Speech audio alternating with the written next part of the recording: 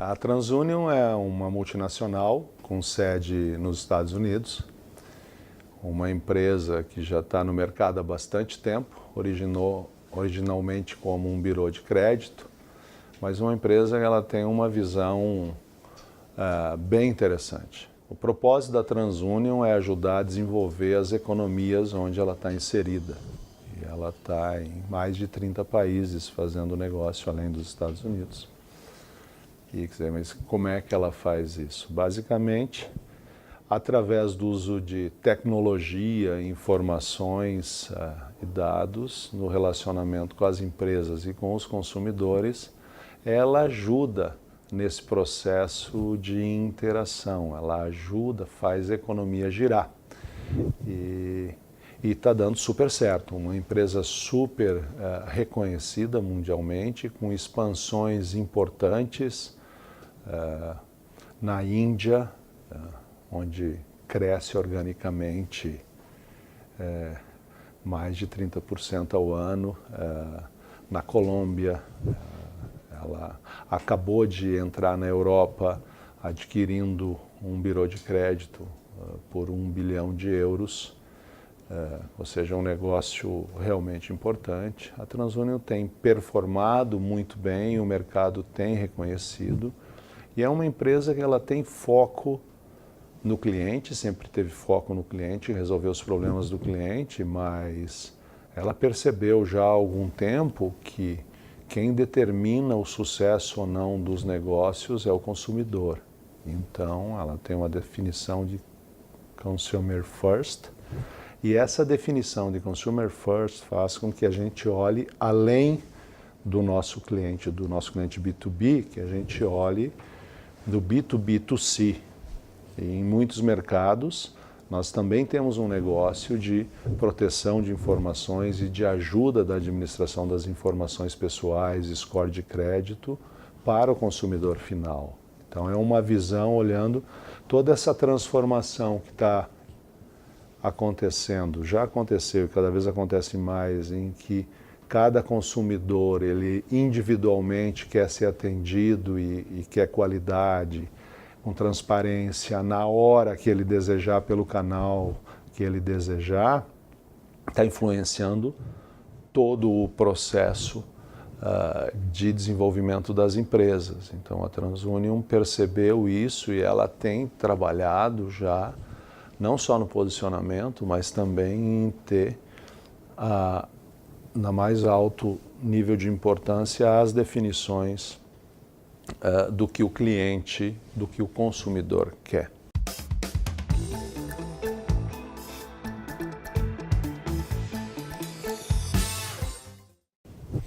Aqui no Brasil, a TransUnion entrou em 2011, através da aquisição de uma empresa chamada Crivo, que hoje é uma linha de produtos. Depois adquiriu uma outra empresa em 2013, a Zipcode, que era uma empresa de base de dados de consumidores e de empresas, e ela está estabelecida, uma operação madura, com uma presença importante em vários segmentos. A TransUnion tem um papel muito importante, estando presente no segmento de seguros, ela está presente em praticamente todas as grandes seguradoras. No setor financeiro, grandes bancos, médios bancos, bancos de montadoras, né? E fintechs. A TransUnion já vem trabalhando com os novos players, os players que se estabeleceram no mercado nessa revolução que está acontecendo no relacionamento das instituições financeiras com os consumidores. Também estamos no setor de telecomunicações, na maior parte das empresas, e-commerce, varejo e outros segmentos. E aqui nós temos claramente nós olhando para o propósito da TransUnion, que é desenvolver economias, nós olhando para a realidade brasileira, o que significa desenvolver a economia. E a gente claramente definiu que o nosso propósito no Brasil é ajudar a melhorar a qualidade de vida das pessoas.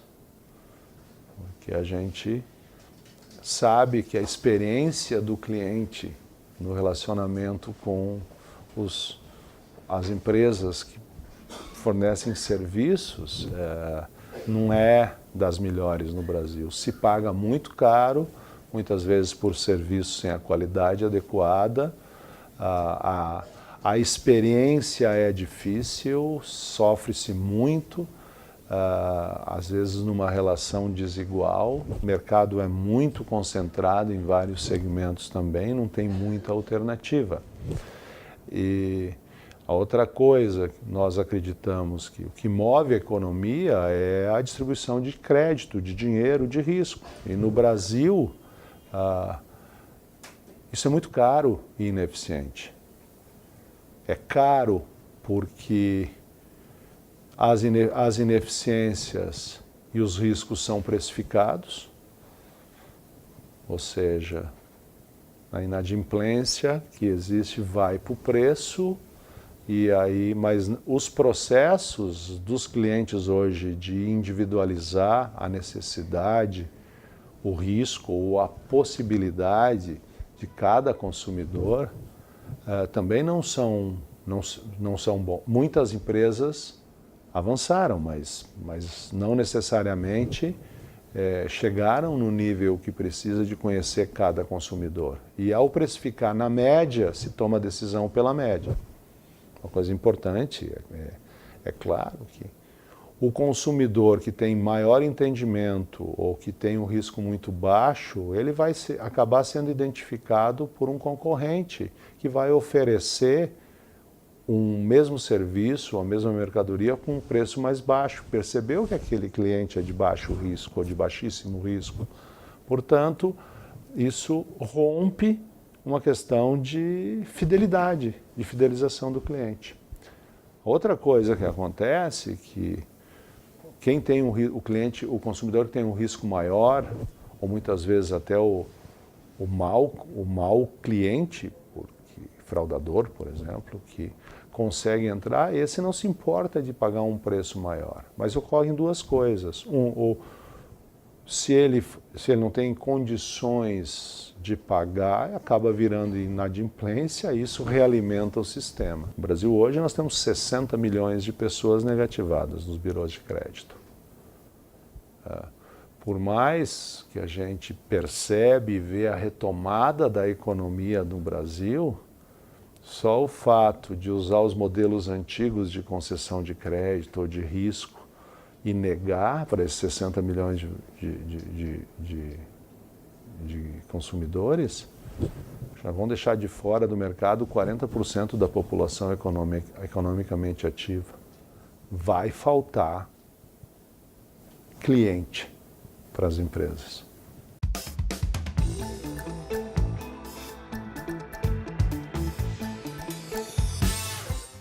Primeiro, o cadastro positivo é um divisor de águas.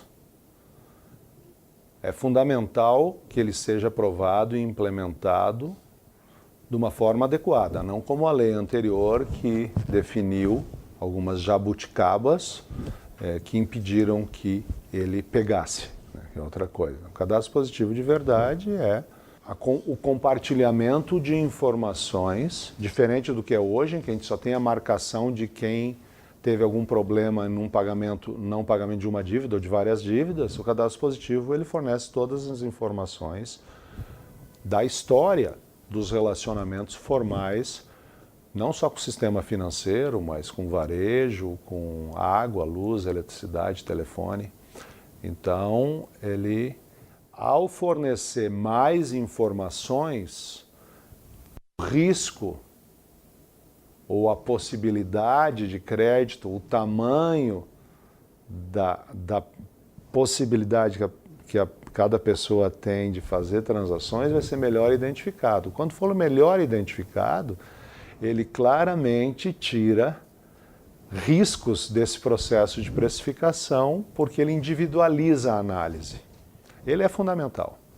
As principais economias em que o crédito é realmente usado como uma forma de acesso a bens e serviços, tem essa questão do cadastro positivo, até com outros nomes, mais implementado e desenvolvido. Então ele é fundamental. Sim, há argumentos dizendo que isso tira a individualidade das pessoas ou não. Não, ele acaba com um fator perverso, em que, na média, todo mundo paga por uma ineficiência. Isso não está correto, não está correto. Não é justo para as pessoas que honram seus compromissos.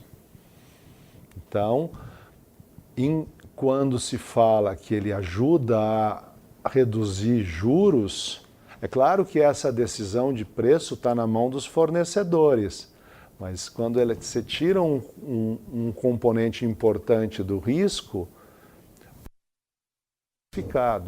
e não há, eu acredito que realmente vai reduzir juros, isso porque quem determina de quem comprar é o consumidor. No medida que ele tem um perfil de menor risco, vai ter um processo de adaptação, mas vai ocorrer, porque os melhores clientes ou os clientes de menor risco vão ter um poder muito maior de escolha. E aí, obviamente, que o mercado todo vai se adequar. Então, é um momento muito importante, obviamente tem toda a implementação, faltam alguns passos de aprovação, mas a gente acredita que isso vai trazer muito mais gente para o mercado de consumo a preços mais justos. Além de trazer luz sobre grande parte dos negativados. Porque se alguém está negativo, mas tem todo um histórico positivo de todas as outras transações, ele passa a ser visto pela totalidade das informações e não por um registro negativo que ocorreu em algum momento da vida.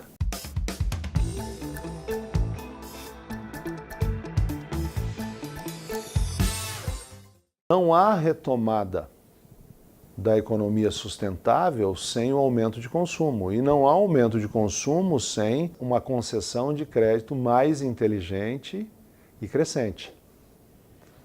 Então, os próprios grandes bancos estão olhando e usando muita tecnologia e informação para entender melhor seu próprio cliente. Existe um contingente enorme de pessoas não bancarizadas hoje no Brasil, porque são jovens entrando no mercado de consumo ou gente que efetivamente não está bancarizada. Então existe um fenômeno importante agora que são as fintechs, insurtech, agrotech. São empresas que estão entrando sem, muitas vezes, disputando um pedaço do mercado, às vezes até com uma oferta mais limitada ou de nicho, mas que utilizam tecnologia e utilizam uma capacidade maior de entender o consumidor para oferecer serviços financeiros, serviços seguros, serviços bancários, serviços de pagamento. E elas mesmo que, embora com a concentração de mercado isso a torne uma tarefa mais difícil que muitas outras economias, onde esse fator também está acontecendo, no Brasil nós temos alguns fatores super importantes. Nós temos uma penetração enorme de internet e de smartphone. O consumidor está conectado. Né? 70% a 80% dos telefones hoje já são smartphones. Portanto, as pessoas têm acesso, têm mobilidade. Através de tecnologia, eles conseguem acessar e interagir com as empresas. Se você tem uma oferta mais rápida, mais digital, você pode acessar clientes, inclusive clientes que não bancarizados. Então esse boom digital é outra coisa que está influenciando o mundo todo e aqui no Brasil não será diferente. Hoje nós temos 350, número aproximado, o último levantamento que eu vi, 350 fintechs no Brasil. Todas elas vão sobreviver? É óbvio que não, mas muitas delas têm recursos, têm foco, têm tecnologia para se estabelecerem no mercado, e assim farão. Por outro lado, os bancos, os grandes bancos, também têm iniciativas. Então, a oferta de serviços financeiros, de seguros, ela vai aumentar nos vários canais, né? Então, ao você ter uma melhor distribuição e o aumento da oferta de crédito vai ocorrer também. É uma mistura de canal com tendência com tecnologia. Então, assim, isso ocorrerá. Se você retira um pedaço de ineficiência do preço porque as empresas se tornam mais digitais e conhecem melhor o consumidor, quando você reduz o preço, você tem uma demanda crescente por bens e serviços, que isso existe no Brasil, penetração baixa de financiamento, penetração baixa de seguros, penetração baixa de educação, de saúde, e há uma demanda da população, o resultado final que aumenta o tamanho do mercado, aumentam as transações e, obviamente, o consumo de crédito vai ocorrer.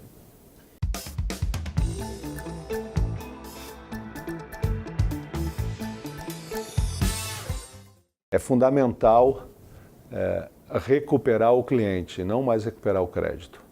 Até hoje, tradicionalmente, o que se tinha, assim, empresas de cobrança, de assessoria, o modelo era de cobrar e tentar recuperar a dívida. O que está correto, porque a dívida foi em algum momento, tem que fazer isso.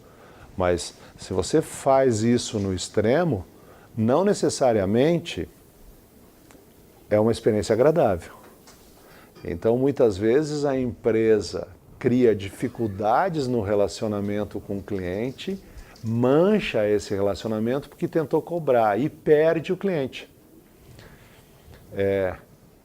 Muitas empresas, se você olhar hoje, a recuperação de crédito ela é fundamental, mas ela estrategicamente não é determinante da continuidade do relacionamento com aquele cliente, porque não necessariamente aquele cliente é ruim.